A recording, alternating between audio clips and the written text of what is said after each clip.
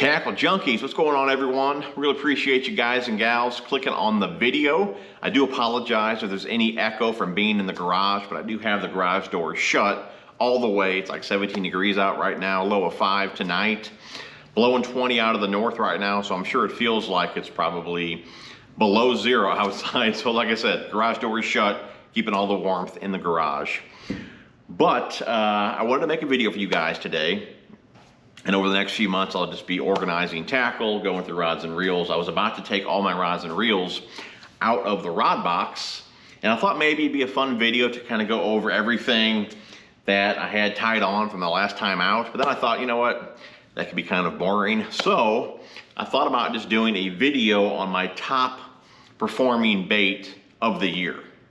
So let me know down below before I even say what it is, if you guys know, and it's probably not what you think it would be. You know, it's been a pretty tough couple years ever since really COVID. There really hasn't been many great fishing videos out of this Crestliner here. If you guys don't know, I run a 2020 Crestliner XF 189. I got a walkthrough video, which I'll link down below. But yeah, there hasn't been many great fishing videos from this boat, just because on the bigger lakes, I'm just not catching them.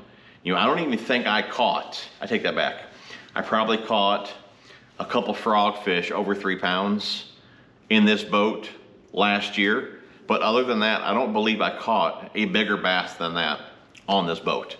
You know, all the big bass that I caught last year came from the farm ponds that I fish that are family owned. So they're not getting, you know, constantly hammered. It's not like a public pond or lake, nothing like that. So there's a few ponds on the property that I fish. It's my grandma's property, so I'm sure there's a few people that sneak out there.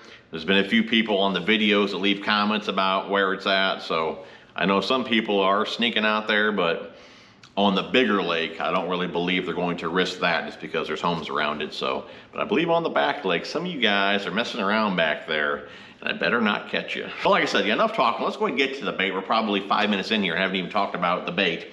But the bait is, did you guys guess it? The bait is the Biospawn Exo Swim. And I had it rigged a couple different ways. If you guys are not familiar with Biospawn, definitely check them out.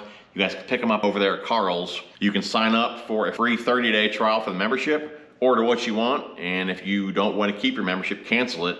It didn't cost you a dime, and you saved like 30% on the Biospawn. Plus, there's plenty of times during the year that they're even cheaper than that. They're like 50-something% off. So I mean, it's a great place to pick up your Biospawn. But like I said, yeah, my go-to bait, or my, I don't know if you want to call it my go-to bait, just because again, I didn't catch many bass from the bigger lakes, but the bait that caught the most and consistent big bass this year was the Biospawn Exo Swim. And mainly the 4-inch, I did throw the 4.75 as well, but that white color, which, what is that called? You know what, I can't think of the name offhand. I don't honestly know. I'll go ahead and pop it up on the screen there. I don't know if it's called White Pearl Flash or something like that, but it's basically just a pearl with a bunch of flake in there. Again, I don't remember the exact name of it, but that's the 4-inch there. And you'll see here is the 4.75. You can see that's on the Owner Flashy Swimmer. You guys can pick those up at Carl's as well. Now, we've compared these to the Kitex in the past, okay? As far as action goes, I mean, I think they're head to head. You got a lot of body roll and tail kick from the Biospawn, all right? They're definitely more durable. The only edge that I'm going to give to Kitex is the color selection. You guys know I love that black shad color. I wish Biospawn, hello Biospawn, if you're watching this, black shad in the Exo Swim would be a fantastic option. So maybe if we bug them enough, we can get the black shad color in the Exo Swim.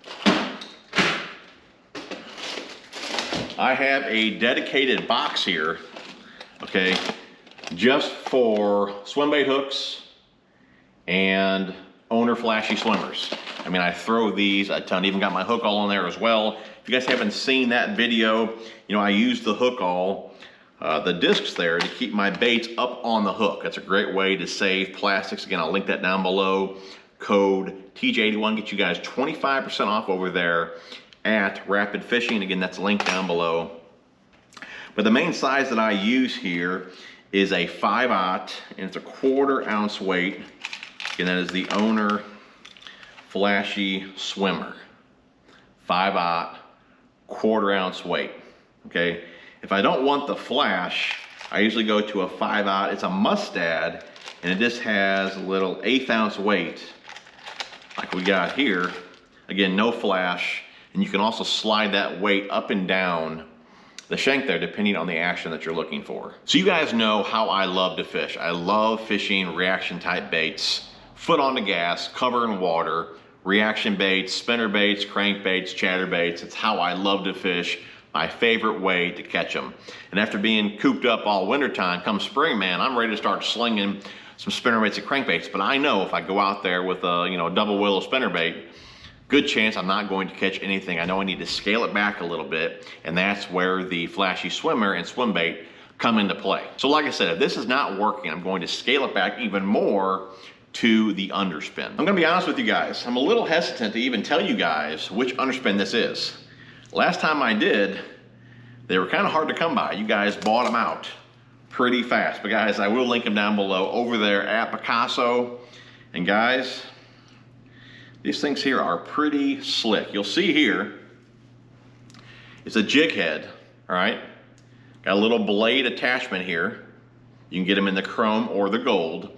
But what's nice is you can buy them already done like this, or you can buy the head separate and the blade separate. I have an entire box here dedicated to this one particular rig here. It's all organized and labeled 1/8, 3/16, 1/4, 3/8 in a 2/0 hook, 3/0 hook. I do have some 3/8 with a 4/0 hook, but for the most part I am running 2/0 and 3/0 hooks.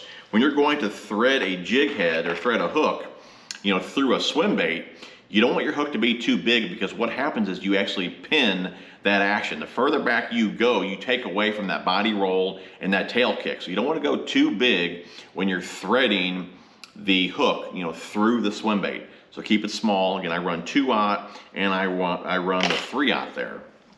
But like I said, I keep everything in this box. I keep everything separate. When I want the flash, I add it. And there are two different styles here. You'll see one is the original and one is the modified. Okay, the original is for 2/0 hooks and smaller, and the modified is for 3/0 hooks and larger. Okay, so definitely keep an eye on that when you're on the site making your order. But like I said, guys, these are without a doubt my go-to Underspin. And I got one rigged up here. That's a little 1/8 ounce head there, 3/0 hook.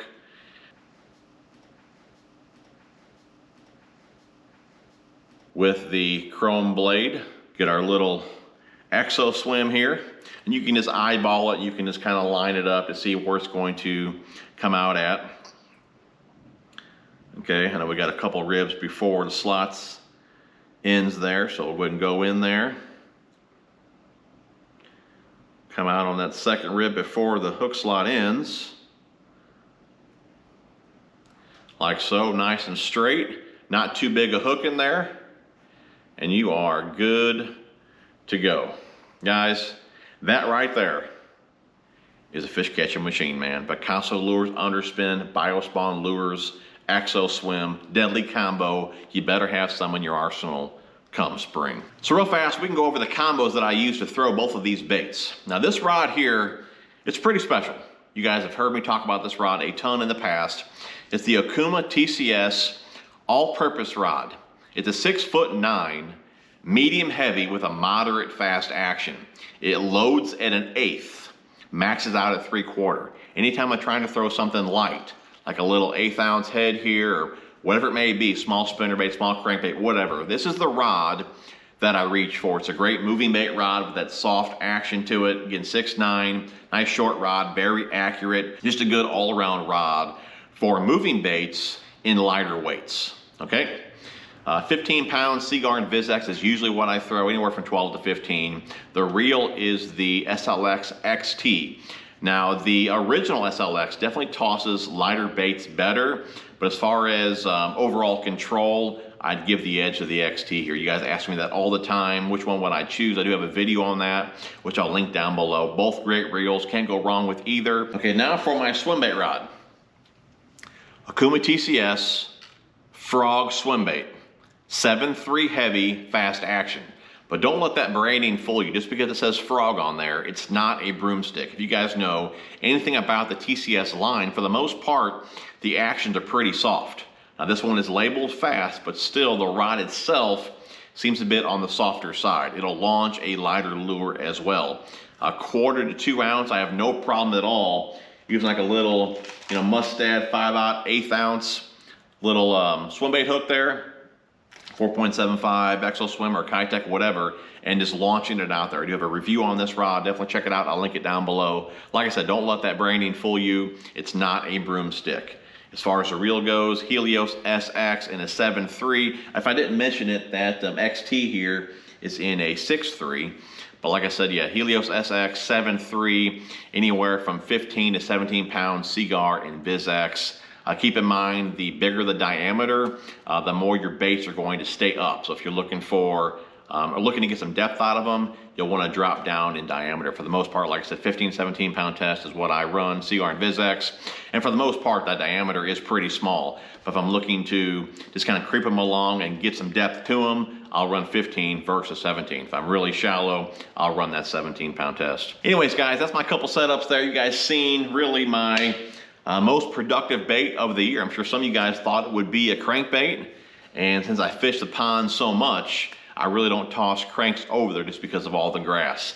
But if the lakes would have been on, you can bet on it, I'd toss a square bill much more. But like I said, I just didn't do all that well from this boat, unfortunately. So hopefully 22 is much better than 21. Let me know down below your go-to bait for the year. And like I said, we all can kind of look at those comments and possibly find maybe a new favorite lure or just a new lure that we want to try out. Again, guys, I'll link those down below. Definitely check them out. Don't forget to use code TJ10 over there at Carl's to get $10 off your first order of $25 or more.